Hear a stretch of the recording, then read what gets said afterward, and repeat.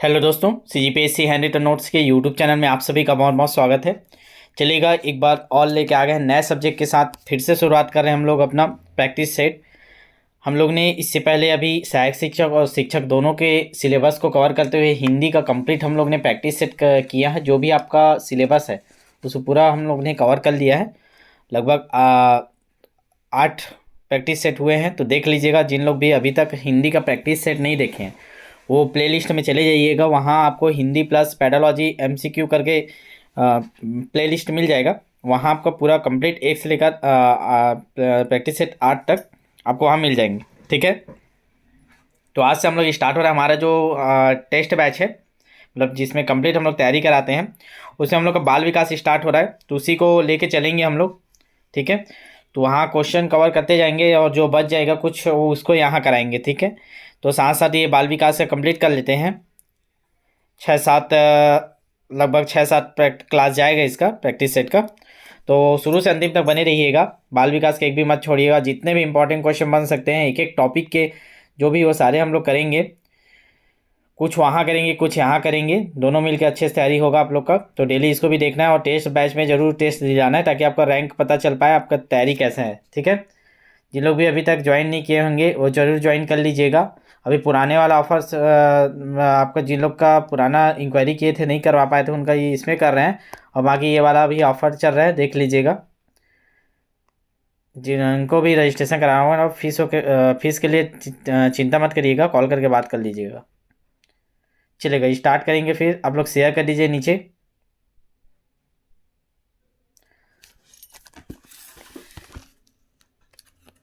चलेगा, शेयर कर दीजिए नीचे क्लास हो, ज़्यादा से ज़्यादा लोगों को जोड़िए। फिर स्टार्ट करते हैं। और सी टेट का जिनका भी रिज़ल्ट अभी आया है उनको बहुत बहुत शुभकामनाएं। जिनको क्वालिफाई हो गए होंगे, आप लोग का SC ST OBC को 82 नंबर 55% लाना रहता है, और जनरल वाले को 90 नंबर लाना रहता है 60%। ठीक है, तो जिन लोग भी एग्ज़ाम दिए थे रिजल्ट देख लीजिएगा। अगर नहीं देखे हैं तो देख लिए होंगे। तो आप लोग चलिए पहले नीचे लाइव चैट में कमेंट कीजिए, तो कौन कौन दिलाए तो कितना कितना नंबर आया है अभी आप लोग का। एक बार नीचे लाइव चैट में कमेंट कर दीजिए, सी टेट का कितना कितना नंबर आया आपका पेपर 1 पेपर 2 में। जितने लोग भी टेस्ट दिले थे अभी मतलब पेपर दिलाए थे उन लोग कमेंट करेंगे। फिर स्टार्ट करते हैं। क्वेश्चन बहुत सारे क्वेश्चन करेंगे, तो अंतिम तक बने रहिएगा। बेसिक लेवल से लेकर जिस लेवल में व्यापक में क्वेश्चन पूछे जाते हैं सारे क्वेश्चन कवर करेंगे आज। आज पहला टॉपिक है आप लोग का सिलेबस का, देखे होंगे तो। ठीक है, विकास, बाल विकास का, तो उसके जितने भी क्वेश्चन बन सकते हैं सभी करेंगे। चलिए, तैयार हैं आप सभी? सभी को बहुत बहुत शुभकामनाएं जिनका भी क्वालिफाई हो चुका है। अब इसी प्रकार लग जाइए तैयारी में। जिन लोग सी टेट का वेट कर रहे थे कि सर उसका रजिस्ट्रेशन कराएंगे, तो आज करा लीजिएगा। आप लोग का सी टेट का रिजल्ट आ गया, देख लिए होंगे तो। अब याद रखिएगा, सी टेट में माइनस मार्किंग नहीं था, लेकिन इसमें माइनस मार्किंग रहेगा ना, तो उस हिसाब से तैयारी आपको करना है।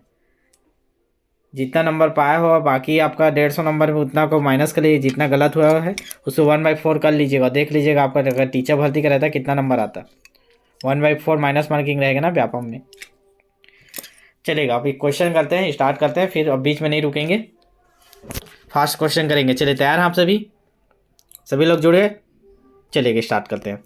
पहला क्वेश्चन आपकी स्क्रीन पर है। क्वालिटी थोड़ा सा इसका लो है, देख लीजिएगा, ध्यान से सुनिएगा। पहला क्वेश्चन है, बच्चों के अधिगम में शारीरिक स्वास्थ्य और सांवेगिक अवस्था का क्या होता है, आगे बताइएगा। का कोई आपसी संबंध नहीं है, की भूमिका नगण्य है, का कोई प्रभाव नहीं होता, कि एक महत्वपूर्ण भूमिका है। आपको बताना है कि बच्चों का अधिगम जो बच्चा सीखता है उसमें उसका स्वास्थ्य और सांवेगिक अवस्था, इसका क्या महत्व है बताना है आप इन चारों ऑप्शन में से। चलिए कमेंट करेंगे पहला क्वेश्चन का आंसर। बिल्कुल सही जवाब, बहुत लोग पहले से आंसर दे दिए थे। ऑप्शन नंबर डी, बच्चों के अधिगम में शारीरिक स्वास्थ्य और सांवेगिक अवस्था का एक महत्वपूर्ण भूमिका होता है। ठीक है, तो इसका सही आंसर हो जाएगा ऑप्शन नंबर डी। चलिए नेक्स्ट क्वेश्चन, क्वेश्चन नंबर दूसरे को आगे बढ़ते हैं। क्वेश्चन नंबर दूसरा है, निम्नलिखित में से मध्य बाल्यावस्था की अवधि का मुख्य प्रमाणन चिन्ह कौन सा है। आप कैसे जानेंगे कि बच्चा मध्य बाल्यावस्था में चला गया है? क्या उसका डिनोट करता है कि बच्चा मध्य बाल्यावस्था में पहुंच गया है? देखते हैं ऑप्शन क्या है। पहला ऑप्शन है, पेशी कौशल और समग्र शारीरिक वृद्धि का तेजी से विकास। वैज्ञानिक तर्क और अमूर्त रूप से सोचने की क्षमता का विकास, प्रतीकात्मक खेल का उभरना, तर्क संगत विचारों का विकास जो कि प्राकृतिक रूप से मूर्त है। चलिए बताइए, मध्य बाल्यावस्था में बच्चे में इनमें से कौन सा गुण होता है, ये बताना है आपको मध्य बाल्यावस्था में। तो इसका सही आंसर हो जाएगा ऑप्शन नंबर डी, तर्क संगत विचारों का विकास हो जाता है। इनमें तर्क करने की थोड़ा थोड़ा आ जाता है, ठीक तर्क, लेकिन वो तर्क कैसे करेंगे, वो मूर्त रूप में करेंगे, जो सामने प्रकृति में उसको दिखेगा ठोस वस्तु उसका में तर्क करेंगे। वो ये नहीं सोचे इमेजिनरी नहीं सोचेंगे कि माना एक्स से ये है तो वाई ऐसे में ऐसे हो जाएगा, ऐसा वाला नहीं, सामने उसको जो चीज़ दिखेगा उसके बारे में वो तर्क करना लगेगा, ठीक है, ठोस वस्तु में। चलिए नेक्स्ट क्वेश्चन, क्वेश्चन नंबर तीसरा, फास्ट करेंगे आज। बाल्यावस्था की अवधि में विकास, खाली स्थान बताना आगे। बाल्यावस्था की अवधि में विकास क्या है, में परिणात्मक परिवर्तन होते हैं, नियमित और असंबद्ध होते हैं, धीमी गति से होता है विकास और उसे मापा नहीं जा सकता। चौथा ऑप्शन है बहुस्तरीय और मिश्रित होता है। तो बताना आपको बाल्यावस्था में विकास क्या होता है। पूरा विकास के क्वेश्चन पहले करेंगे, फिर इससे जैसा क्वेश्चन आता है उस प्रकार के भी क्वेश्चन में जाएंगे। हर प्रकार क्वेश्चन करेंगे ना, जितने प्रकार क्वेश्चन बन सकते हैं सारे करने की कोशिश करेंगे। चलिए बाल्यावस्था में विकास क्या होता है बताइए, कैसे परिवर्तन होता है विकास में। तो तीसरा का सही आंसर है ऑप्शन नंबर डी, बहुस्तरीय और मिश्रित होता है। तो बाल्यावस्था में विकास कैसा होता है हमारा, बहुस्तरीय होता है और मिश्रित होता है, ठीक है। चलिए नेक्स्ट क्वेश्चन, क्वेश्चन नंबर चौथा। जो नए देख रहे होंगे ना, चैनल को सब्सक्राइब करके रखिएगा ताकि जैसे ही क्लास अपलोड हो आपको 30 मिनट पहले आपको नोटिफिकेशन मिल जाए, कोई भी क्लास आपका मत छूटे ना। पूरा कंप्लीट बाल विकास हम लोग एक एक टॉपिक करेंगे, ठीक है। आपको दोनों चीज़ में जुड़ना है, एक यहाँ यूट्यूब में जुड़ना है प्लस हमारे बैच में जरूर जुड़ना है ना। एकदम नाम मात्र का फीस है, तो बैच में जरूर जुड़िएगा। जिन लोग भी नहीं जुड़ रहे हैं ये सोच रहे होंगे सर यहाँ यूट्यूब में देख के मैं कर लूँगी, घर में पढ़ लूँगी बुक से, तो ऐसा गलती मत करना, बहुत पछताओगे फिर बाद में जब 2-4 नंबर से चूक जाओगे ना। तो अभी सीजी टेट का दिलाया होगा, सीजी टेट सी टेट ये अलग हो जाता है, बिना माइनस मार्किंग का है ना, वहाँ माइनस मार्किंग रहेगा। तो 2-4 नंबर से चूक गए ना तो 5 साल बैठोगे ना तब बहुत पछताना पड़ेगा। लाखों रुपये खर्चा करके डेट वेट किए रहते हैं। तो बैच में जरूर ज्वाइन कीजिएगा ना, वहाँ आपकी गलतियों को एक एक को बताया जाता है, समझो आपकी एक एक गलती वहाँ पकड़ में आती है, टेस्ट बैच में है आपका, ठीक है। चलेगा, वहाँ नोट्स पीडीएफ सब चीज़ प्रोवाइड कर हर प्रकार की सुविधा दे रहे हैं ना। क्वेश्चन में चौथा देखते हैं, निम्नलिखित कथनों में से कौन सा विकास एवं अधिगम के बीच संबंध को सही तरीके से सूचित करता है। मतलब हमको विकास और अधिगम के बीच संबंध बताना है ना। तो चलिए बताइए कौन सा संबंध सही है। अधिगम विकास का ध्यान किए बिना घटित होता है। अधिगम की दर विकास की दर से काफ़ी अधिक होती है। विकास एवं अधिगम अंतर संबंधित और अंतर निर्भर होते हैं। विकास एवं अधिगम संबंधित नहीं है। चलिए 4 ऑप्शन आपके सामने स्क्रीन पे दिखाई दे रहा है, बताइए कौन सा सही आंसर है। विकास और अधिगम के बीच संबंध पूछे, मोस्ट इंपॉर्टेंट क्वेश्चन, इसी टाइप के क्वेश्चन आपको देखने मिलते हैं। चलिए बताइए चौथा का आंसर क्या होगा। तो इसका सही आंसर ऑप्शन नंबर सी, विकास और अधिगम अंतर संबंधित और अंतर निर्भर होते हैं, ठीक है जी। चलिएगा, आप लोग अलग से इसका तैयार थ्योरी क्लास करने की जरूरत नहीं है, और हमारे प्लेलिस्ट में आपको इसका थ्योरी क्लास भी मिल जाएगा, देख लीजिएगा। बाल विकास का पढ़ा चुके थे, थ्योरी है, ठीक है। तो थोड़ा मेहनत कीजिएगा, ढूंढिएगा, प्लेलिस्ट में जाइएगा, थ्योरी क्लास मिल जाएगा। और आपके बैच में भी आज डाला गया था ना, जो हम लोग का व्हाट्सअप बैच है उसमें जिन लोग रजिस्ट्रेशन करा उनको आज क्लास दिया गया था, देख लीजिएगा, ठीक है। 21 क्लास डाला गया आपका, तो उस क्लास को पूरा देखना है ना, आपको समय निकाल के देखते जाइएगा एक एक क्लास, ठीक है। तो जो लिंक आपको मिला है उसको अच्छे से देखिएगा, 21 क्लास का लिंक दिया उसको भी देखते जाइएगा साथ साथ। क्वेश्चन नंबर 5 क्या है। शरीर के केंद्रीय भाग से परिधियों और अंगांगों की ओर का विकास दर्शाता है, क्या दर्शाता है। केंद्रीय भाग से परिधि की ओर जाता है हम लोग का विकास, जैसे सिर से पैर की ओर जाता है, ठीक है। मध्य बाह्य विकास के सिद्धांत को, सोपानीय विकास के सिद्धांत को, विकिरणीय विकास के सिद्धांत को, विकेंद्रीकृत विकास के सिद्धांत को। तो बताना है जी आपका जो केंद्रीय भाग से परिधि की ओर हमारा विकास होता है वो किसको दर्शाता है। चलिए 5वें का आंसर करें, बिल्कुल समझ जाओ आप। ऑप्शन नंबर ए, मध्य बाह्य विकास के सिद्धांत। इसको देख लीजिएगा ना, बहुत लोग गलती भी किए हैं, इसको याद कर लीजिएगा। जो हमारा सिर से पैर की ओर विकास होता है या केंद्र से परिधि की ओर जाता है तो वो किसके अंदर कहा जाता है, मध्य बाह्य विकास के सिद्धांत को, ठीक है। चलिएगा नेक्स्ट क्वेश्चन करेंगे, क्वेश्चन नंबर 6। खाली स्थान महीनों की आयु के बीच अधिकांश बच्चे शब्दों को मिलाकर छोटे छोटे वाक्यों में बोलना शुरू करते हैं। तो कितने महीने का जो बच्चा हो जाता है वो छोटे छोटे वाक्य बोलने लगता है। बताइए, पहले शब्द बोलता है बच्चा, फिर कितने महीने का होता है तो छोटा छोटा वाक्य बोलने लगता है। 24 से 30, 30 से 36, 12 से 18, 18 से 24, ये महीने हैं ना। चलिए बताइए कितने महीने का बच्चा छोटा छोटा वाक्य बोलने लगता है। तो इसका सही आंसर हो जाएगा ऑप्शन नंबर ई 18 से 24, मतलब 1.5 साल से लेकर 2 साल का बच्चा। ठीक है, 1.5 वर्ष से 2 साल का बच्चा छोटे छोटे वाक्य बोलने लगता है ना। चलेगा, अगला क्वेश्चन करेंगे। क्वेश्चन नंबर 7वां है, पहले क्वेश्चन पढ़ते हैं। विकास के बारे में निम्नलिखित में कौन सा कथन सही है। एक कथन सही है विकास के बारे में, उसको बताइएगा। चारों ऑप्शन आपके स्क्रीन पे। विकास भिन्न व्यक्तियों में भिन्न गति से होता है। विकास जन्म से किशोरावस्था तक बहुत तीव्र गति से होता है और उसके बाद रुक जाता है। विकास जन्म से किशोरावस्था तक आगे की ओर बढ़ता है, फिर पीछे की ओर। विकास परिवर्तन एक सीधी रेखा में। चलिए बताइए विकास कैसे होता है, मोस्ट इंपॉर्टेंट क्वेश्चन है। ध्यान से पढ़िएगा, ऑप्शन को आराम से पढ़िए, फिर आंसर दीजिएगा। 10 सेकंड का समय आपको दे रहे हैं। विकास की गति कैसी होती है इसको बताना है आपको। विकास के बारे में कौन से कथन इन चारों में से सही है। तो इसका सही आंसर हो जाएगा ऑप्शन नंबर सी, विकास जन्म से किशोरावस्था तक आगे की ओर बढ़ता है, फिर पीछे की ओर। पीछे की ओर कैसे, क्या आंसर ले दिया इसमें। नहीं, ये नहीं होगा।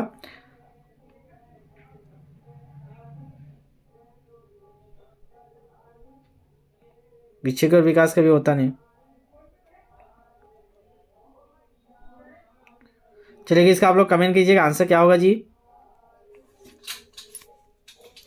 क्वेश्चन नंबर 7 का आंसर स्क्रीनशॉट ले लीजिए, इसका आंसर आप लोग भेजिएगा। ठीक है, चलिए देखते हैं इसको, आगे बढ़ते हैं। अभी बहुत सारा क्वेश्चन लेके आए ना।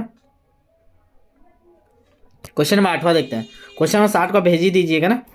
देखते हैं कितने लोग उसका ध्यान आंसर भेजते हैं हमको। उसमें कर दीजिएगा, कमेंट बॉक्स में डालिएगा, इसका स्क्रीनशॉट ले लीजिए। विकास के बारे में कौन सा कथन सही है, यहाँ आंसर गलत लिया गया है। स्क्रीनशॉट लीजिए, ये आप लोग बताइएगा। ठीक है, आपको लिए होमवर्क है, ये क्वेश्चन होमवर्क है HW। ठीक है, स्क्रीनशॉट ले लीजिएगा, कमेंट जरूर कीजिएगा क्लास खत्म होने के बाद। देखते हैं कितने लोग इसका गहन अध्ययन करके इसका निष्कर्ष निकाल के सही आंसर बताते हैं। चलेगा, क्वेश्चन नंबर 8वां देखते हैं। मध्य बचपन की अवधि है 2 वर्ष से 6 वर्ष, 6 वर्ष से 11 वर्ष, 10 वर्ष के बाद जन्म से 2 वर्ष। तो मध्य बचपन की अवधि कौन सा बताइए। बाल्यावस्था पढ़े हैं आप लोग, बाल्यावस्था को 3 भागों में बांटते हैं, तो उसमें मध्य बचपन की अवधि क्या है। तो इसका सही आंसर हो जाएगा ऑप्शन नंबर बी 6 से 11 वर्ष। ठीक है, तो मध्य बचपन की अवधि क्या है, 6 से 11 वर्ष इसमें लेते हैं आंसर। चलिए आगे बढ़ते हैं।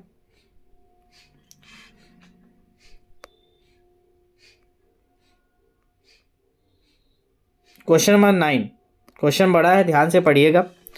समान आयु के बच्चों में भी आकृति, योग्यता, स्वभाव, रुचि, प्रवृत्ति और अन्य बातों में बहुत अंतर होता है। मतलब 2 समान आयु के बच्चे, एक 6 साल का बच्चा, ये भी 6 साल का बच्चा है, लेकिन उनमें आकृति, योग्यता, स्वभाव, रुचि, प्रवृत्ति, अन्य बातों में बहुत अंतर होता है। इस संदर्भ में विद्यालय की क्या भूमिका है। विद्यालय की भूमिका बताना है। सुनिश्चित करना कि प्रत्येक बच्चे को अपनी क्षमताओं के अनुसार विकास का अवसर मिले, ये करना चाहिए क्या विद्यालय को।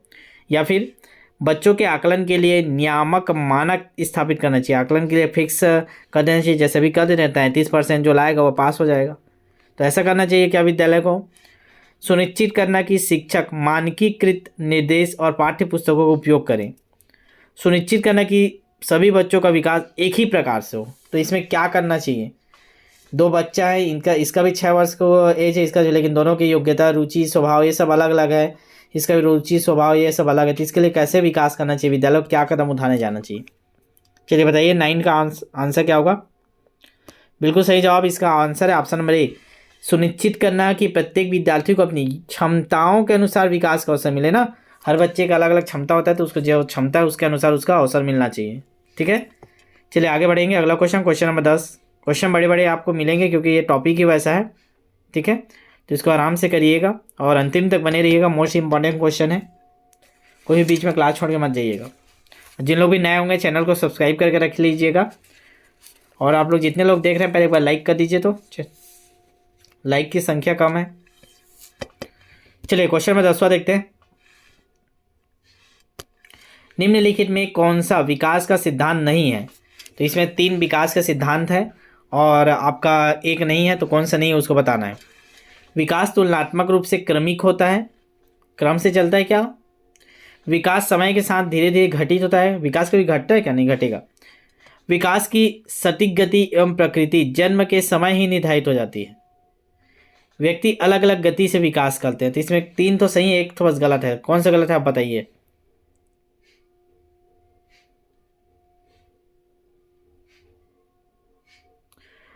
जिसका सही आंसर है ऑप्शन नंबर सी, विकास की सटीक गति एवं प्रकृति जन्म के समय से ही निर्धारित हो जाती है। ये गलत है, जन्म के समय नहीं निर्धारित होती, बाकी ये सही है। ठीक है, ये भी सही है, लेते हैं, क्योंकि विकास देखो किशोरावस्था तक का आपका विकास जल्दी जल्दी होता है, उसका फिर धीरे धीरे होने लगता है, उसका विकास थोड़ा सा रुक जाता है फिर। ठीक है, शारीरिक विकास, तो उसका भी आंसर देख लीजिएगा। क्वेश्चन नंबर 7 को भी सही होगा ना। क्वेश्चन नंबर 7 को अच्छे से देख लीजिएगा एक बार, लास्ट में और देख लेंगे उसको, सही है उसका भी आंसर। चलिए अगला देखते हैं क्वेश्चन नंबर 11। विकास के सिद्धांतों के बारे में निम्नलिखित में कौन सा कथन गलत है। अब गलत है उसको बताना है ना। सबसे कठिन टॉपिक को करा रहे हैं सबसे पहले। ये विकास और टॉपिक से बहुत ही टफ टाइप का लगता है बच्चों को। तो विकास के सिद्धांत के बारे में कौन सा कथन गलत है ये बताना है आपको, गलत वाला बताना है ना। 3 सही है, गलत है। चलिए पढ़ते हैं। विकास एक परिणात्मक प्रक्रिया है जिसका ठीक ठीक मापन हो सकता है। विकास परिपक्वन और अधिगम पर आधारित होता है। विकास वंशानुगतता और वातावरण के बीच सतत अन्योन्य क्रिया से होता है। प्रत्येक बच्चा विकास के चरणों से गुजरता है, फिर भी बच्चे में व्यक्तिगत विभिन्नता बहुत होती है। चलिए बताइएगा क्या होगा इसका सही आंसर। मतलब 3 तो सही है, एक गलत, कौन सा गलत है बताइएगा। तो देखिए ये बस गलत है इसका। ऑप्शन नंबर ए, विकास एक परिणात्मक प्रक्रिया है जिसका मापन ठीक ठीक मापन हो सकता है। नहीं, विकास को हम लोग नहीं माप सकते। ठीक है, तो ये तीनों सही है आपका, ये वाला गलत है ना। तो इसका सही आंसर हो जाएगा ऑप्शन नंबर ए। चलिए नेक्स्ट क्वेश्चन करेंगे, क्वेश्चन नंबर 12। मानव विकास की वह अवस्था जिसे सुनहरी अवस्था कहते हैं। तो ये सभी को पता होगा, सुनहरी अवस्था किसको कहते हैं। शैशवावस्था को, बाल्यावस्था को, प्रौढ़ावस्था को, किशोरावस्था को। कई बार क्वेश्चन आता है, ये बार बार रिपीट क्वेश्चन है।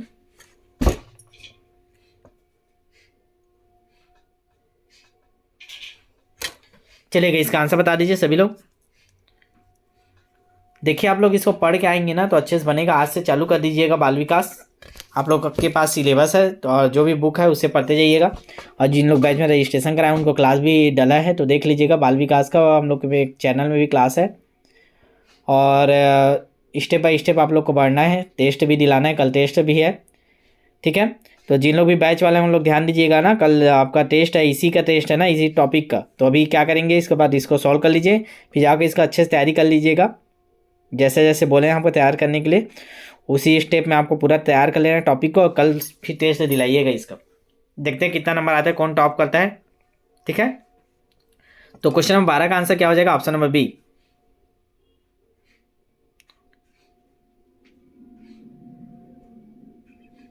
चलेगा चलेगा, अरे इसका आंसर ये हो जाएगा ना, डी होगा ना। कभी किशोरावस्था होता है ना, गलती से बाल्यावस्था बोला था, इसको ध्यान दीजिएगा। सुनहरी अवस्था, गोल्डन एज बोलते हैं, किसको बोलते हैं, किशोरावस्था को। बाल्यावस्था को क्या बोलते हैं जी, इसको खिलौने की अवस्था बोलते हैं। दोनों पूछते याद रखिएगा, सुनहरी अवस्था या गोल्डन एज बोलेगा तो किशोरावस्था, बाल्यावस्था को खिलौने की अवस्था ना, खिलौने की अवस्था। ठीक है, दोनों क्वेश्चन याद रखिएगा अच्छे से। चलिए क्वेश्चन नंबर 13 करेंगे। क्वेश्चन नंबर 13 क्या बोलता है, सहपाठियों का दबाव जब सबसे अधिक प्रभाव डालता है वह कौन सा अवस्था होता है। तो सहपाठियों का जो दबाव डालता है सबसे अधिक किस अवस्था में सहपाठी लोग प्रभाव डालते हैं। मध्य बाल्यावस्था, प्रारंभिक बाल्यावस्था, प्रारंभिक किशोरावस्था, उत्तर किशोरावस्था। चलिए बताइएगा किस अवस्था में बच्चे पर सबसे ज़्यादा प्रभाव पड़ता है सहपाठियों का। तो इसका सही आंसर हो जाएगा ऑप्शन नंबर डी, उत्तर किशोरावस्था। ठीक है, चलेगा अगला क्वेश्चन जाते हैं, क्वेश्चन नंबर 14।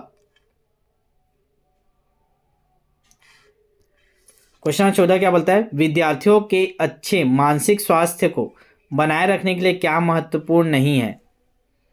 चलिए बताइएगा, विद्यार्थियों के अच्छे मानसिक स्वास्थ्य को बनाए रखने क्या महत्वपूर्ण नहीं है बोला है ना। नहीं जहाँ बोलते उसको गोला घेर दिया करें। अभिव्यक्ति की स्वतंत्रता देना, पाठ्यक्रम का दोहराना, सहशैक्षणिक गतिविधियों का प्रावधान, रुचियों में भिन्नता का ध्यान रखना। चलिए बताइए क्या महत्वपूर्ण नहीं है। तो देखिए कभी भी रट्टा मारना को सही नहीं माना जाता, ठीक है। तो इसको हमेशा निगेटिव में लेते हैं, रट्टा मारना हो गया, दोहराना हो गया, ठीक है। तो इसका सही आंसर हो जाएगा ऑप्शन नंबर बी, पाठ्यक्रम को दोहराना। ये जरूरी नहीं है, ये महत्वपूर्ण नहीं है, बाकी आपको अभिव्यक्ति की स्वतंत्रता देना चाहिए, सहशैक्षणिक गतिविधि का प्रावधान करना चाहिए, रुचियों में विभिन्नता का ध्यान रखना चाहिए, ठीक है। चलिए नेक्स्ट क्वेश्चन हम 15 करेंगे। बहुत सारे क्वेश्चन है, लगभग 50 है क्वेश्चन, तो अंतिम तक बने रहिएगा। जितने प्रकार क्वेश्चन बनते हैं सभी प्रकार क्वेश्चन कराने की कोशिश कर रहे हैं। अगला क्वेश्चन देखते हैं। एक बालक की संज्ञानात्मक शक्तियाँ जैसे कल्पना शक्ति, बुद्धि, निर्णय लेने की क्षमता आदि का संबंध है बालक के किसके विकास के अंतर्गत ये आता है? जैसे कल्पना शक्ति, बुद्धि, निर्णय लेने की क्षमता, ये सब किसके अंतर्गत? सर्वांगीण विकास, शारीरिक विकास, सामाजिक विकास, मानसिक विकास, किसके अंतर्गत आता है ये सारी खूबियाँ, विशेषताएं? तो इसका सही आंसर हो जाएगा ऑप्शन नंबर डी, मानसिक विकास के अंतर्गत ये सभी चीज़ें आती है। ध्यान रखिएगा, जो कल्पना करने की शक्ति होता है, बच्चा सोचने लगता है, कोई कहानी आप लोग सुनाते हो तो बच्चा उस कहानी में खो जाता है, तो किसके अंतर्गत आता है? कल्पना करने की शक्ति के अंतर्गत आता है, ठीक है। तो ये कल्पना करने की शक्ति, बुद्धि, निर्णय लेने की क्षमता, ये सब मानसिक विकास के अंतर्गत आता है। इसका सही आंसर हो जाएगा ऑप्शन नंबर डी। चलिए नेक्स्ट क्वेश्चन नंबर 16। सबसे कठिन टॉपिक है ना, इसलिए बोल लग सकता है आप लोग को, लेकिन देख लीजिएगा ये इंपॉर्टेंट क्वेश्चन है ना। ये रिपीट क्वेश्चन है, ये कर चुके हैं हम लोग। ठीक मापन नहीं हो सकते, यही गलत है, ऑप्शन नंबर ए। चलिए नेक्स्ट क्वेश्चन की ओर आगे बढ़ते हैं। Question number 17। विकास का सिरापदाभिमुख दिशा सिद्धांत व्याख्या करता है कि विकास इस प्रकार आगे बढ़ता है: ग्रामीण से शहर की ओर, भिन्न से एकीकृत कार्य की ओर, सिर से पैर की ओर, सामान्य से विशिष्ट कार्य की ओर। तो ये अभी पढ़ चुके हम लोग, ये क्वेश्चन थोड़ा सा अलग दिया था, देखिए क्वेश्चन को चेंज कर दिया है। सिरापदाभिमुख संस्कृत शब्द बोल दिया और उससे पूछ दिया है, उसने क्या बोला था? जो सिर से पैर की ओर वृद्धि होती है या केंद्र से परिधि की ओर, वो कौन सा नियम के अंतर्गत आता है, क्या पूछा था ना। इसका सही आंसर ऑप्शन नंबर सी, ठीक है। सिर से पैर की ओर होता है वृद्धि, पहले सिर बनता है फिर हाथ पैर बनते हैं ना। चलिए नेक्स्ट क्वेश्चन नंबर 18।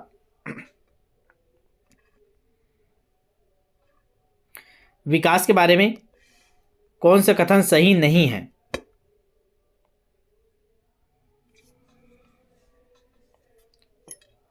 तो देखिए वहां क्वेश्चन मिस्टेक हो गया था जी। क्वेश्चन नंबर जो 7 था ना, ठीक है, उसमें कौन सा सही लिख दिया, तो गलती से कौन सा सही नहीं है पूछा था ना।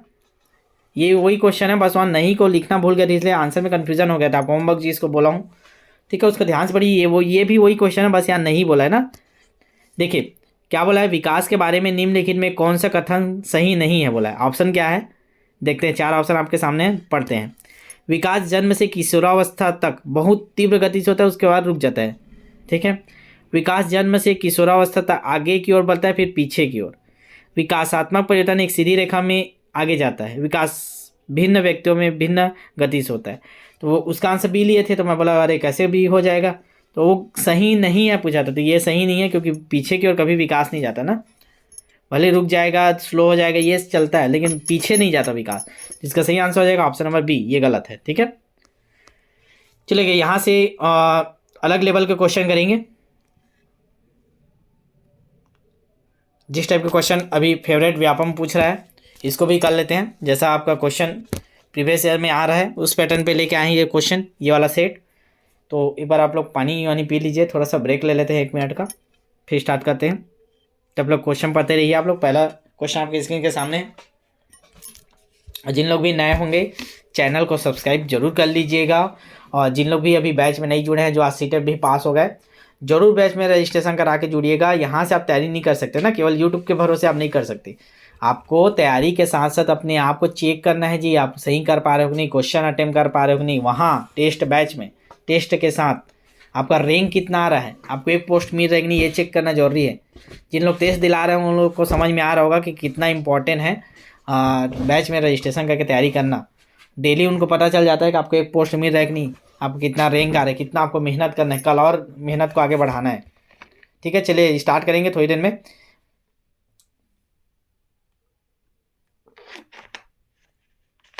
चलिए तैयार हैं आप सभी? चलिए लाइव चैट में ही आंसर दिया करें ना, कई लोग कमेंट बॉक्स में आंसर देते हैं, लाइव चैट ऑन कर लीजिए। चलेगा, स्टार्ट करते हैं फिर। पहला क्वेश्चन आप लोग पढ़ लिए, क्या है देखते हैं पहला क्वेश्चन। शिक्षक को शिक्षण के पूर्व अपने विद्यार्थियों का स्तर अवश्य जानना चाहिए। इस कथन से आप सहमत हैं? क्या ऐसा करना चाहिए क्या बच्चे को? बताइए तो, आप सहमत है कि नहीं? पूर्णतः सहमत है या सामान्यतः सहमत है या आंशिक या बिल्कुल नहीं? बताइए। शिक्षक को शिक्षण के पूर्व अपने विद्यार्थियों के स्तर का अवश्य जानना चाहिए। तो इसका सही आंसर है ऑप्शन नंबर ए, पूर्णतः हम लोग इससे सहमत हैं। ठीक है, चलेगा दूसरा क्वेश्चन लेते हैं आपके स्क्रीन पे। इस बार क्वेश्चन बहुत अच्छे से बनता है और आप लोग के लिए ईजी भी रहता है ये वाला क्वेश्चन। ठीक है, ये अंडरस्टैंडिंग बेस पे रहता है, आपको दिमाग लगा के आप लोग बनाएंगे तो बन जाएगा। इसके लिए कोई बुक पढ़ना नहीं पड़ता ना ऐसे क्वेश्चनों के लिए। चलिए क्वेश्चन नंबर दूसरा देखते हैं। पढ़ाते समय कक्षा में शोर हो रहा है तो अध्यापक किस प्रकार का आदेश दे? ऊंचे स्वर में बोलकर आदेश दे, मेज पर मुक्का मारकर, जैसे वो बोलते हैं ना जज लोग, ऑर्डर ऑर्डर, धीमी आवाज़ में बोलकर, चेतावनी देकर। तो कैसा आदेश दे टीचर बताइए, ध्यान से लगा के सोचिएगा। ये वही क्वेश्चन होते हैं जो नए आपको लगेंगे और अंडरस्टैंडिंग बेस पे रहते हैं। आप जितना सोच पा रहे हैं, आपका जितना पॉजिटिव सोच है, आप जितना अच्छे से अपने स्कूल में देखे होंगे, ठीक है, जितना आपका एक्सपीरियंस होगा, पढ़ाने गए होंगे, ठीक है, स्कूल गए थे ना आप लोग पढ़ाने, टीचिंग में 2 महीने, तो ये उस अनुभव के आधार पर क्वेश्चन बनाना रहता है। चलिए इसका सही आंसर बता दीजिए। ऊंचे स्वर में बोलकर भी नहीं करना है, मेज पर मुक्का भी नहीं मारना है, धीमी आवाज में भी नहीं बोलना है, इन चार बोलना तो चेतावनी देकर भी नहीं बोलना है, लेकिन इन चारों में से एक तो आंसर चुनना ही पड़ेगा। तो इसमें सबसे best option option number D, चेतावनी देकर। ठीक है, चेतावनी देकर आदेश देना चाहिए। ठीक, चलेगा आगे बढ़ते हैं। अगला क्वेश्चन, क्वेश्चन नंबर तीसरा। क्वेश्चन नंबर तीसरा क्या बोलता है? छात्रों के लिए सिनेमा का मुख्य दोष क्या है? बच्चा सिनेमा देखता है या टीवी देखता है, उसका मुख्य दोष क्या रहता है? वे अपना कीमती समय नष्ट करते हैं, वे बुरी संगत में पड़ जाते हैं, वे जीवन के बारे में अवास्तविक तस्वीर बनाते हैं, वे अपराध करना सीखते हैं। तो सिनेमा का मुख्य दोष क्या है? दोस्त तो चारों हैं, ये बिल्कुल चारों सही हैं, चारों चीज़ें होती है। ज़्यादा मोबाइल में देखने, मोबाइल देखने पे, यूट्यूब में मूवी देखने पे, या बच्चा कोई टीवी देखता है बार बार, नाटक देखने में, तो इनमें चारों में से कौन सबसे ज़्यादा महत्वपूर्ण है, जो नुकसान होता है वो बताना है आपको। तो इसका सही आंसर क्या हो जाएगा? ऑप्शन नंबर सी, वे जीवन के बारे में अवास्तविक तस्वीरें बनाते हैं। देखते हैं आप लोग पिक्चर में लड़ाई होते हैं, कैसे मारते हैं, तो इस टाइप से बच्चा अपने आप को स्पाइडरमैन समझने लग जाता है, अवास्तविक तस्वीरें बन जाती हैं। ठीक है, चलिए अगला क्वेश्चन, क्वेश्चन नंबर चौथा। अनुशासन के मामले में एक कक्षा आपको परेशान कर रही है, आपको चाहिए कि आप क्या करेंगे? मान लीजिए आप पढ़ाने गए, पहली दूसरी तीसरी चौथी पाँचवीं तक आप पढ़ाएंगे, प्राथमिक में आपको हुआ, अब तीसरी कक्षा के जो बच्चे आपको बार बार परेशान कर रहे हैं, मतलब हम लोग बार बार हल्ला करते रहते हैं, इधर उधर भागते रहते हैं, आपका कोई बात नहीं सुनते, तो आप क्या करेंगे? छात्रों से अच्छा व्यवहार करने का आग्रह करेंगे, बच्चों से आग्रह करेंगे क्या? छात्रों को दंड का भय दिखाएंगे, अन्य शिक्षकों की विधियों का अनुकरण करेंगे कि आप ही को ही क्यों परेशान करते हैं, बाकी टीचर को क्यों परेशान नहीं करते, उन लोग किस विधि से पढ़ाते हैं, इसका करेंगे क्या?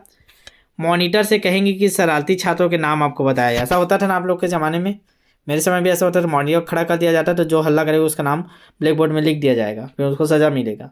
तो ऐसा करना चाहिए क्या? तो बताइए चारों ऑप्शन में से क्या करना चाहिए? तो इसका सबसे बेस्ट आंसर है ऑप्शन नंबर ए, छात्रों से अच्छा व्यवहार करने का आग्रह करना चाहिए, उनको समझाना चाहिए कि आप लोग ऐसा नहीं करना चाहिए, आप लोग अनुशासन में रहें करके उनको अच्छे से समझाना चाहिए। ठीक है, दंड भय ये सब तो निगेटिव में आता है, जो निगेटिव आएगा कभी आंसर मत लीजिएगा ना, निगेटिव और पॉजिटिव वर्ड आप लोग अच्छे से पढ़ लीजिएगा, यूट्यूब में भी सर्च मार लीजिएगा बाल विकास के निगेटिव शब्द और पॉजिटिव शब्द, तो आपको बहुत सारे क्वेश्चन ऑटोमेटिक बन जाएंगे। चलिए अगला क्वेश्चन, क्वेश्चन नंबर 5 देखते हैं। क्वेश्चन नंबर 5 आपके सामने है। छात्रों में अनुशासन बनाए रखने के लिए क्या करना चाहिए? उनसे प्रश्न पूछेंगे, उनको शोर करने से रोकेंगे, उनसे नियमों का पालन कराएंगे, या उन पर उत्तरदायित्व सौंपेंगे? कैसे आप अनुशासन बना सकते हो बच्चों में, क्या करेंगे आप लोग बताइए। क्वेश्चन नंबर 5 का आंसर करेंगे। तो सबसे बेस्ट आंसर है ऑप्शन नंबर डी, उन पर उत्तरदायित्व तो सौंपेंगे आप उनको, अलग अलग दायित्व तो किसी को मॉनिटर बना दिया जाता है, किसी को और कुछ कुछ बना देते हैं क्लास में।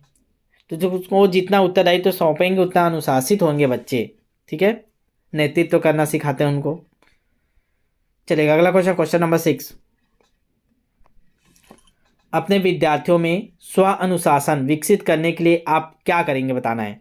उन्हें कुछ उत्तरदायित्व तो देंगे, उन्हें अच्छे आचरण के नियमों से परिचित कराएंगे, उन्हें सजा देंगे, उन्हें नियमों का पालन कराएंगे।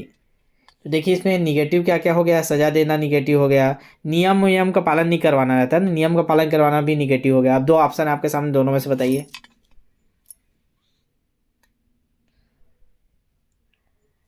इसका सही आंसर है ऑप्शन नंबर बी। स्वानुशासन के लिए आपको ना उन्हें अच्छे आचरण के नियमों से परिचित कराना चाहिए, उन्हें जो हमारे देश के जो अच्छे आदर्शवादी व्यक्तियों के बारे में बताना चाहिए, महात्मा गांधी हो गया, विवेकानंद जी के बारे में, ठीक है। चलेगा, तो इसका सही आंसर लिया option number B. Next question, question number 7।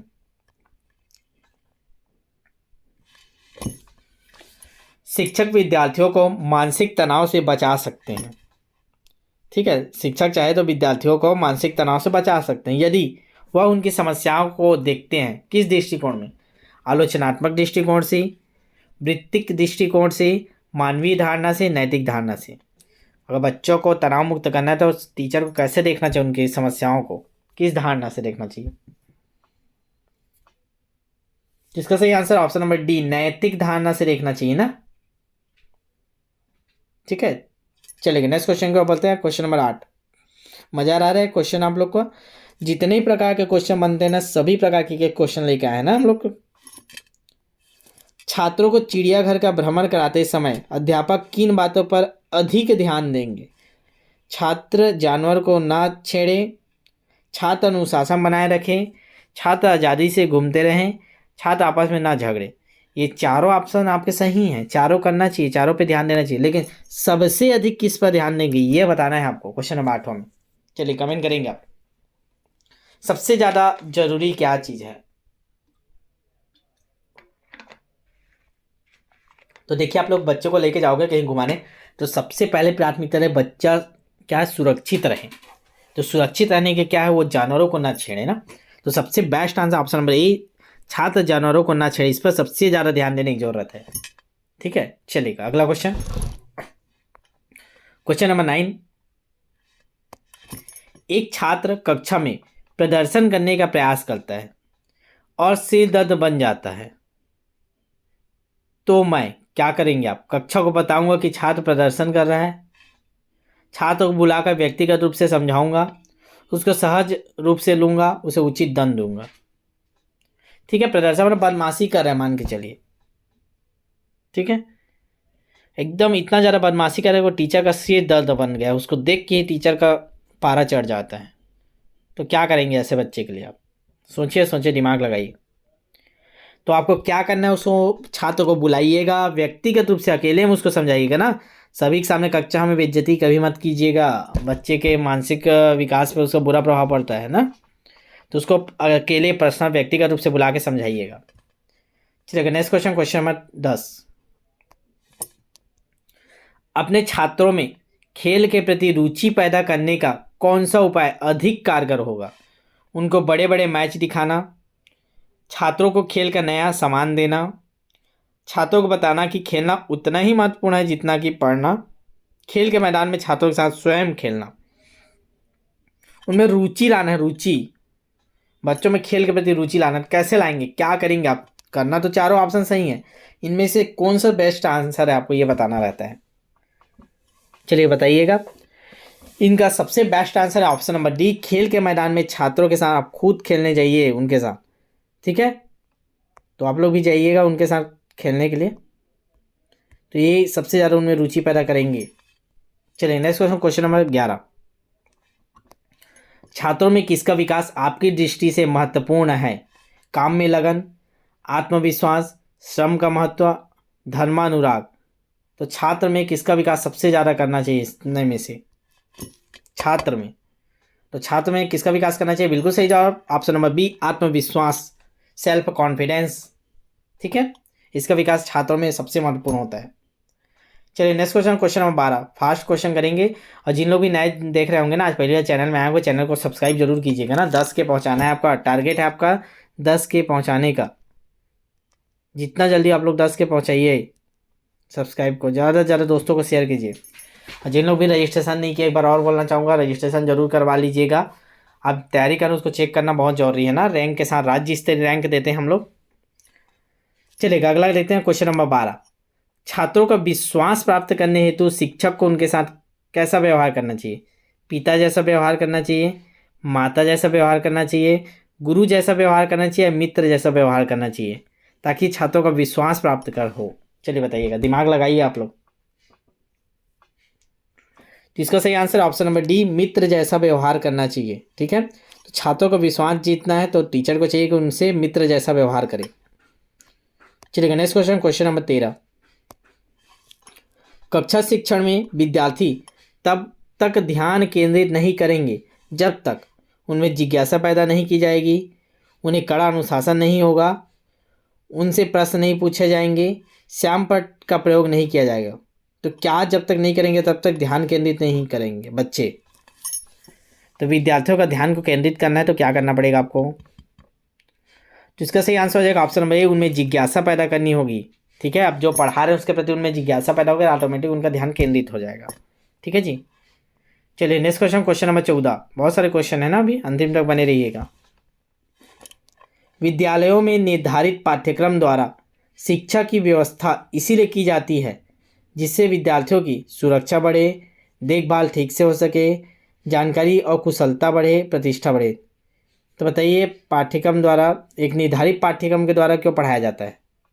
ये नहीं कि बच्चे को आए अपने मन से टीचर जो पाए वो सिखा देते, नहीं, एक फिक्स बुक रहता है ना, पाठ्यक्रम पुस्तक के अकॉर्डिंग टीचर क्या कहते हैं, एक एक चैप्टर पढ़ाते हैं। तो बताइएगा इनमें से क्या कारण है जिसके कारण निर्धारित पाठ्यक्रम रखा जाता है? तो इसका सही आंसर है ऑप्शन नंबर सी, जानकारी और कुशलता बढ़े। ठीक है, चलिए नेक्स्ट क्वेश्चन, क्वेश्चन नंबर 15 करेंगे।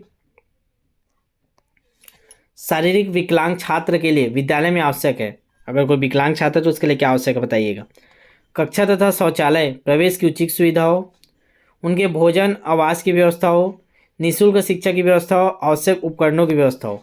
चाहिए तो सभी, लेकिन इनमें से एक आपको चुनना है जो सबसे बेस्ट हो, आपको लगता हो कि विकलांग छात्रों को इसकी ज़रूरत सबसे ज़्यादा होती है। तो इसका सबसे best answer option number A, कक्षा और शौचालय प्रवेश की उचित व्यवस्था हो, कक्षा में वो अच्छे से बैठ पाए, शौचालय जाने में उनको कोई तकलीफ नहीं हो, ये सबसे इंपॉर्टेंट है। अगर उनको सब चीज़ दे दोगे लेकिन कक्षा में अच्छे से बैठने की व्यवस्था नहीं रहेगा उनके अनुसार, तो उनका ध्यान केंद्रित ही नहीं होगा। ठीक है, तो कक्षा और शौचालय ये दोनों इंपॉर्टेंट चीज़ है विकलांग छात्रों के लिए। ठीक है, चलिए नेक्स्ट क्वेश्चन, क्वेश्चन नंबर 16 पढ़ते हैं। एक छात्र जो अन्य विषयों में अच्छा है और गणित में कमज़ोर है, आपको क्या करना चाहिए? उससे कहें कि गणित में अधिक परिश्रम करें, उससे कहें कि गणित की कक्षा में अधिक ध्यान दें, उसके माता पिता से इस बात पर विचार विमर्श करें, उसी गणित में विशिष्ट कमजोरियों का पता लगाएं। तो आपको क्या करेंगे? अगर एक बच्चा बाकी सब्जेक्ट में तो अच्छा नंबर आता है उसका, लेकिन गणित बस में उसका नंबर कम आता है, चलिए बताइए क्या करेंगे आप लोग?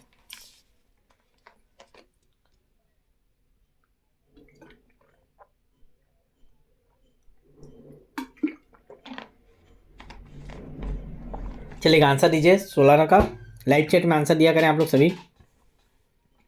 जिसका सही आंसर है ऑप्शन नंबर डी, उसी गणित में जो विशिष्ट कमजोरियों का पता लगाएंगे आप। ठीक है, चलिए नेक्स्ट क्वेश्चन, क्वेश्चन नंबर 17।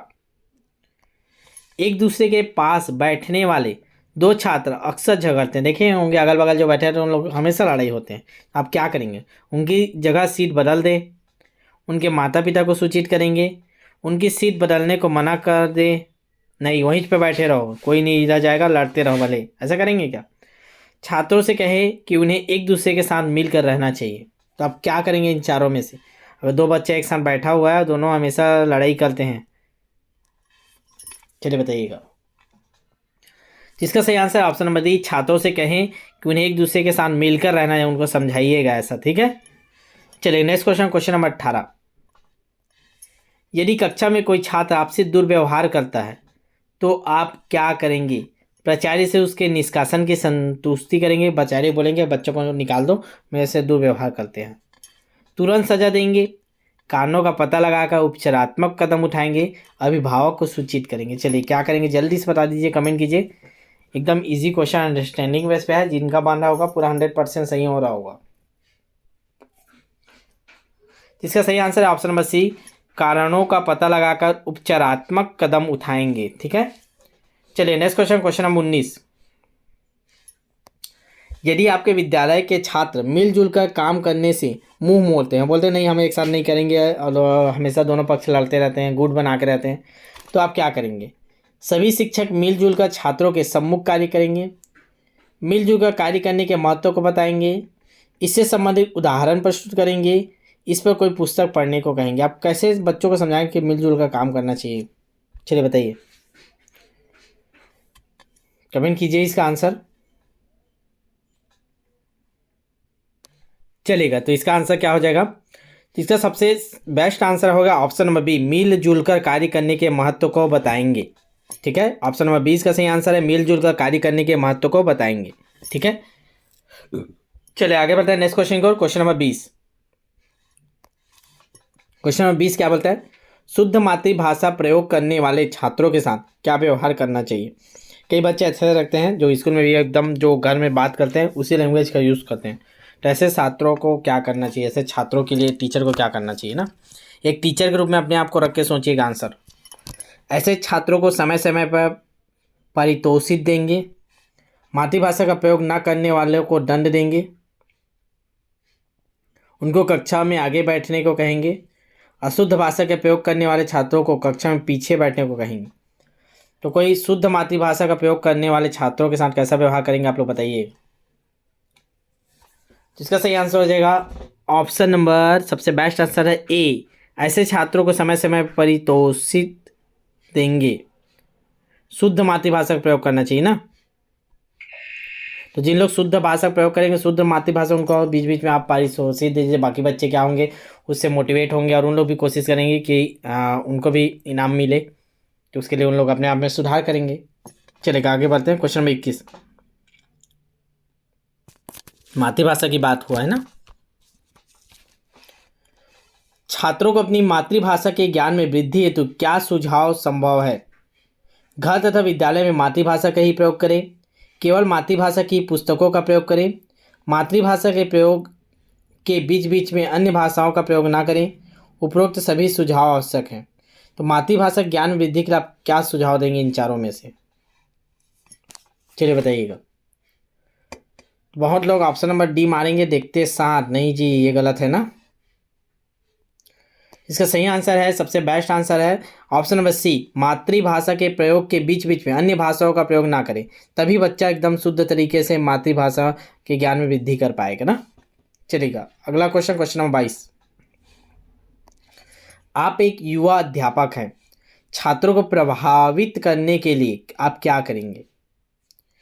हम उम्र होने के कारण छात्रों की व्यक्तिगत समस्याओं पर ध्यान देंगे, अपने धनी होने का रौब डालेंगे, हरदम सज संवर कर विद्यालय आएंगे, छात्रों को अपनी ताकत से डराएंगे। आप क्या करेंगे? आप एक युवा हो, अभी जैसे आपका सिलेक्शन होगा आप जाएंगे तो एकदम युवा अध्यापक होंगे आप, तो क्या करेंगे आप?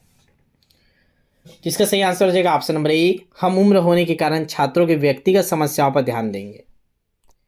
चलिए नेक्स्ट क्वेश्चन, क्वेश्चन नंबर 23।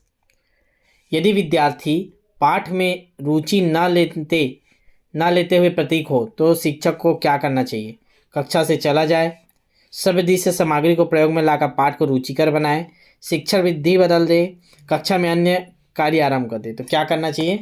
तो बिल्कुल सही जवाब, एकदम देखते साथ आप लोग आंसर बता दीजिए आप लोग।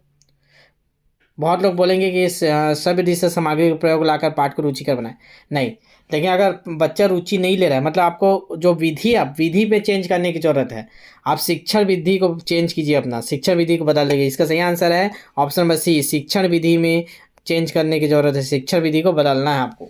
ठीक है, चलिए आगे बढ़ते हैं।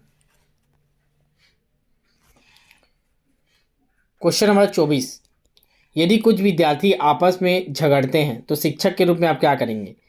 अधिक शक्तिशाली छात्रों का साथ देंगे, कम शक्तिशाली छात्रों का साथ देंगे, इस पर ध्यान ही नहीं देंगे, या उन दोनों समूहों में मित्रता करवाने और यथासंभव प्रयास करेंगे?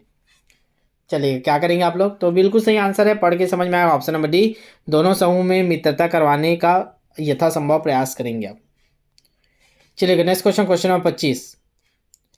छात्रों की विषयगत योग्यता को भली भांति माना जा सकता है। इसका थ्योरी वाला क्लास का लिंक आपके बैच में डाला है, देख लीजिएगा ना, मतलब बाल विकास के जितने क्लास हुए थे उसको डाल दिए, तो उसको भी समय निकाल के देखना है आपको, ठीक है। बहुत सारे क्लास हुए थे बाल विकास को, आपको डाले हैं लिंक बैच में।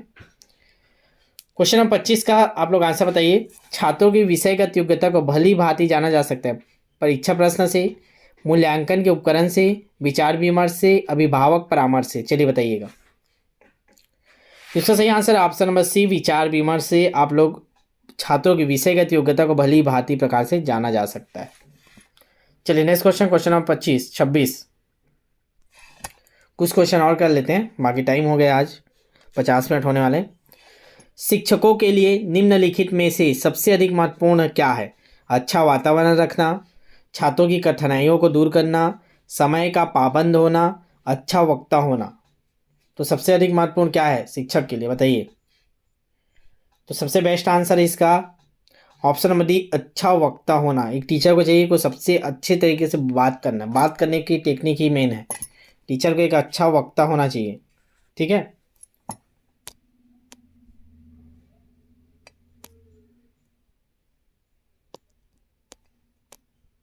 Question number 27।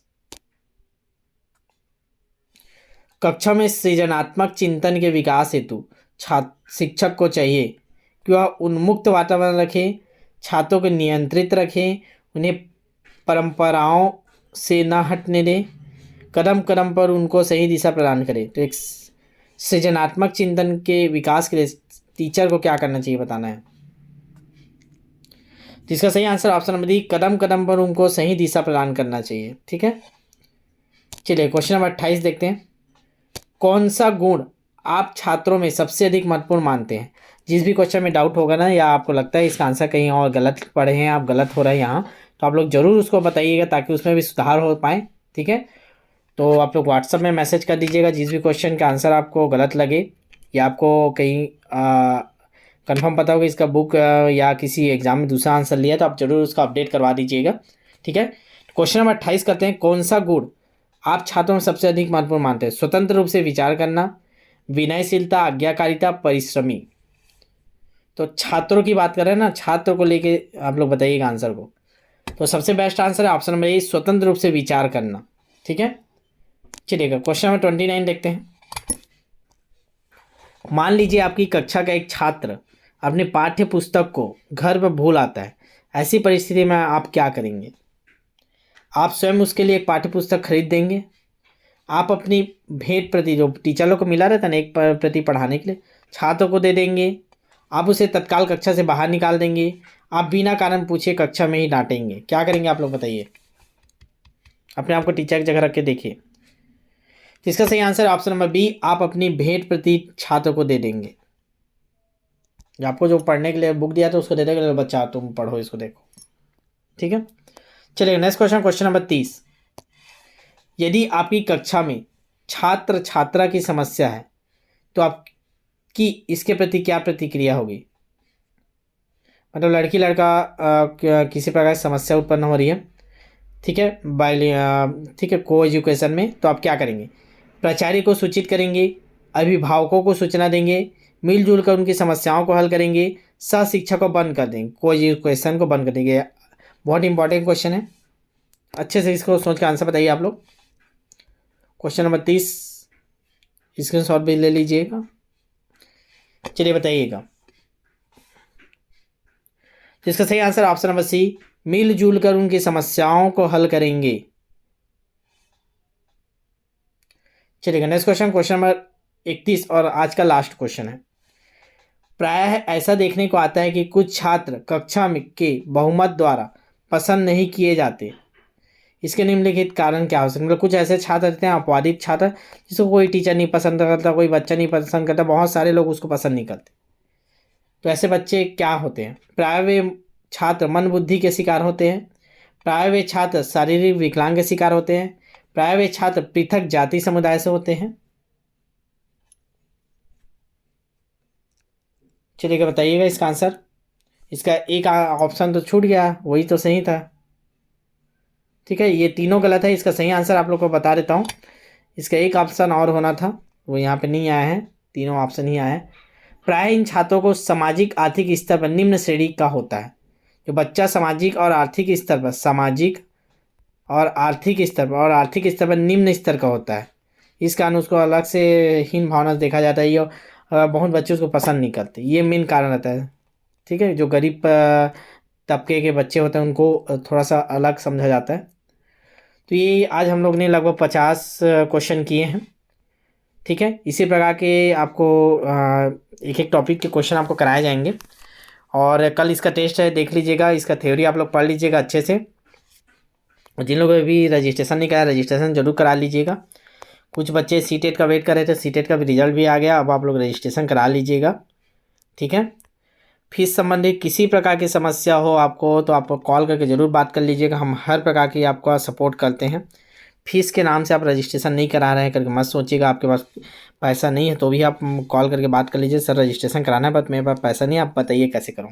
ठीक है, तो उसका भी हम लोग व्यवस्था करेंगे। तो आपको जिनको भी हमारे बैच में जुड़ना होगा और डेली अपना रैंक रिजल्ट टॉपर लिस्ट देखना होगा राज्य स्तरीय रैंक पे कि आपको एक पोस्ट मिल रहा है कि नहीं। आप जो पढ़ रहे हैं बहुत अच्छी बात है, पढ़ रहे हैं आप लोग, सेल्फ स्टडी कर रहे हैं, यूट्यूब से पढ़ ले रहे हैं, रोज़ का हम मेरा भी ये क्लास देख ले रहे हैं, लेकिन जब तक आप अपना रैंक नहीं देखेंगे राज्य स्तरीय तब तक आपका सही आकलन संभव नहीं है। ठीक है, आप जितना नंबर पा रहे हैं उसमें आपको एक पोस्ट मिल रहा है कि नहीं, ये आपको ज़रूर देखना है, वो भी अभी देखना है समय रहते हुए, ताकि आप अपनी गलती को सुधार पाएँ। तो इसके लिए आपको क्या करना होगा, आप इसमें कॉल या मैसेज करके रजिस्ट्रेशन जरूर करा लीजिएगा। ठीक है, मैं बार बार बोल रहा हूँ, फीस का चिंता मत कीजिएगा, जिसका फीस नहीं भी होगा वो भी कॉल करके बात कर लीजिएगा। ठीक है, उसका भी व्यवस्था बनाते हैं हम लोग। चलिएगा, फिर ये वाला नंबर सेव कर लीजिएगा और एक बार सब्सक्राइब कर दीजिए चैनल को जिन लोग नए होंगे तो, और ज़्यादा से ज़्यादा शेयर कर दीजिएगा। ठीक है, आज बस इतना ही करते हैं। आज का टॉपिक थोड़ा बोरिंग टॉपिक था, विकास वाला जो टॉपिक रहता है। ठीक है, आगे करेंगे, मज़ा आएगा। बाल विकास के एक एक टॉपिक के जितने प्रकार क्वेश्चन बन सकते हैं सारे करेंगे। तो आप लोग शेयर कर दीजिएगा और कल के क्लास के लिए तैयार रहिएगा। आगे आप लोग सिलेबस देख लीजिएगा, सिलेबस के अनुसार हम लोग बढ़ेंगे। ठीक है, बाल विकास स्टार्ट कर दिए मतलब आखिरी अंत तक जाएंगे, एक एक चैप्टर का क्वेश्चन करेंगे हम लोग। और टेस्ट बैच दिलाना जरूरी है ना, वहाँ को कल का टेस्ट चलेगा, तो जिन लोग भी रजिस्ट्रेशन करवाएं ध्यान के दिलाइएगा समय निकाल के। चलिए मिलते हैं फिर नेक्स्ट क्लास में, तब तक के लिए ऑल द बेस्ट।